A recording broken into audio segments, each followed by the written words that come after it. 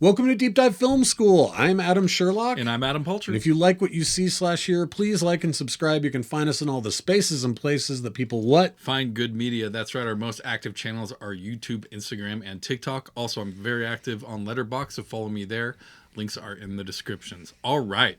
Let's get into that one scene from Spike Lee's 1989 film, Do the Right Thing. You know, a couple of weeks ago, we did your annual Sundance thing. You know, I think Sundance has changed so much over the years. But in 89, which is when this got its general release, like this is always one of those movies I think about as a Sundance movie from the 80s, right? Yeah, where it's same like with Clerks or Reservoir Dogs. Yeah, where you're just like fresh new voice, indie movie, and makes not just a big splash, but like changes the face of like what movies look like. Conversation. Yeah, 100%. And you just have to think about in 89, Spike Lee, like... No, we're a few years away from Rodney King, you know, LA riots. OJ's not much after that. Yeah. You know, like this is, I mean, that's early 90s. This is 89. So like all of the shit they're talking about in here, you know, comes true to some extent. You know? Totally. Well, and I think even when you compare it against movies that were coming out in the early 90s that were about the Black experience, about the experience of racism and told by Black voices, you know, you can think about movies like Boys in the Hood. You can think about John Singleton. Yep. Yeah. And like Spike Lee, but there was not a lot of African-American directors. Well, and I also think that there wasn't like, those are more dramas told very linearly about like, oh, do I want to join a gang? Do I want to, you know, am I going to die young? Speaking to the Black youth of the country, yeah. And this is really different, right? Because like the very character that Spike Lee is playing here is this very, very charismatic, but also like philosophical young man. And there's lots of scenes before this scene. Yeah, we could do a lot of different scenes in this movie. But it keeps asking these really interesting questions. And the one that he asks here, and Spike Lee's character is Mookie. Yeah. And he's talking to Pino, John Turturro's character. Yeah, this is kind of the racist stereotype scene. This is the scene where they have a conversation about their kind of inherent biases. We get this breaking of the fourth wall that he ends up doing. Became kind of a trademark of Spike Lee for the rest of his career. He did it in a variety of movies. You know, from 25th Hour to Inside Man to School Days to She's Gotta Have It to Mo Better Blues. There's a lot of the breaking the fourth wall and talking directly, and also very aggressively to the camera. I think that's part of it. They have this kind of quick zoom that they go in where everyone's going through it. But like before we get to this, he's basically like, "Hey, Pino, who's your favorite basketball player?" And I think Magic Johnson. And Who's I your love favorite movie this. star? Eddie Murphy. Yeah. Who's your favorite rock star? Prince. You know, and like, they're not the same. It's him trying to justify like, oh, it's different, maybe because they're talented or whatever. But they're not black, right? They're black, but they're not black. Like he keeps saying that, trying to justify it. And he comes back with, hey, you know, I've read a lot of history books and all these guys, you know, what is this, you know, what is this coming, you know, we started civilization, right? Like, what's his basically thing? He's like, what did I miss? What's this glorious past that you're talking about? Right. He's like, we started the civilization. He's like, fuck your Frank Sinatra and your fucking pizza. You know, gets into the well, that's what's so interesting to me is that it's like, here they're trying to have this conversation. And again, Mookie is this very philosophical character. He wants to have that conversation with Pino, right? He wants to say, even though Pino is like so aggressively racist, dropping the N-word like left and right constantly. I mean, so is Mookie, but like, is it ignorance or is it willful ignorance? Right. That's two different things and one's way worse. Well, and it does feel like that they're at least starting to get, they're able to have this somewhat civilized conversation. And for a second, it's like the clouds are almost going to part and you're like, oh, maybe people can. And then it goes right to the breaking of the fourth wall. And we get this series, right? So it starts with, and I think it's interesting that Mookie is the one throughout the movie that has the most questions, or is more often the pacifist rather than characters like Bugging Out those guys are more likely to start a fight. And Mookie's very much the one who, like, he's the one who's working at the pizza place. He's trying to, like, keep it cool, right?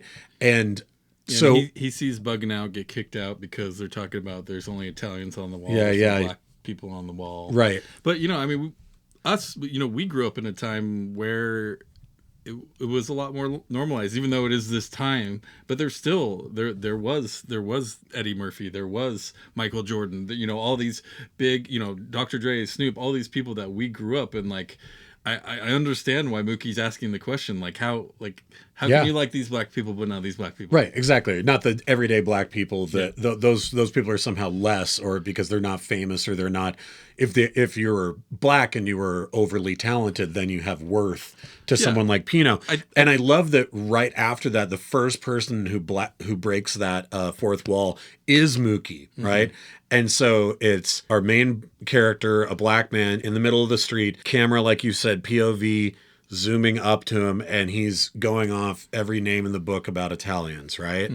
Then it's the Italian guy, it's Pino, and he's in the pizzeria going off about every name in the book for a black person and every stereotype. But what's funny is at the end of Pino's, he's saying it to the camera, but it's as if the camera has just bought a slice of pizza from him as the shop owner. Sure. So you're still like, yeah, but he spent money in your restaurant, right? The next one after that is the Puerto Rican guy on his stoop going off about the Asians. The one after that is the white cop slapping his nightstick into the palm of his hand. Danny Aiello's son, by the way. Oh, okay. His son in real life. Oh, I didn't know that. Yep. And he's going off about the Latinos. And then we have the Asian guy in front of his fruit vendor shelf going off about the Jews before we come back to Samuel L. Jackson. It's so punchy, and I could only imagine seeing it in the theater at Sundance and being like, what effective, the hell? Sure, yeah. But the thing that's so interesting to me is I'm like, A, no one said any shit about white people. So that was like wild. And B, the only one that is like not a person who has to live shoulder to shoulder there is the cop. Yep. Right? And the cop is the only one who has any power. Right? So it's like everybody else, you're like, after they get done with this whole litany, it's such a letdown because you're like, and I'm sure this is what Lee meant when he did it, is like, how the fuck are any of us supposed to survive? I mean, it's true. It's so highly effective, right? And it's especially highly effective in the heat. That is a big character in this movie. Also New York, which is the biggest melting pot in the world. 100%. Or one of them. And so you have everyone, you know, there's systematic racism that's just unavoidable, at least in America, and I'm sure in a lot of other countries as well.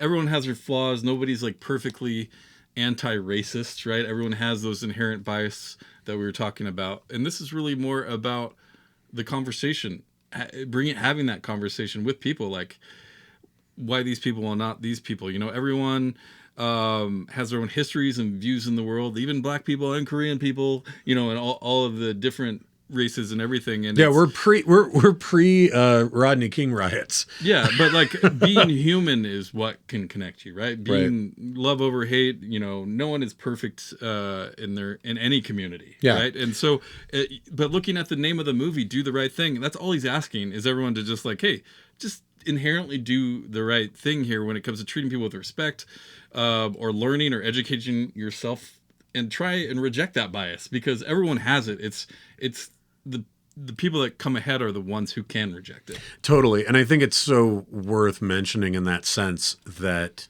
Mookie as our main character is conflicted the whole time, and he ends up not doing the right thing, right? He's the one who throws. Well, he starts the riot. He's the one who throws the can and starts the riot, and it's like, I think that you know, I'm not a fan of all of Spike Lee's films. Me neither. But I think I could see why this one being this big splash for him in part was to have scenes like this one in it that make you uncomfortable and make you realize what the size of the problem is. Some people are going to look at that and see, look what he did.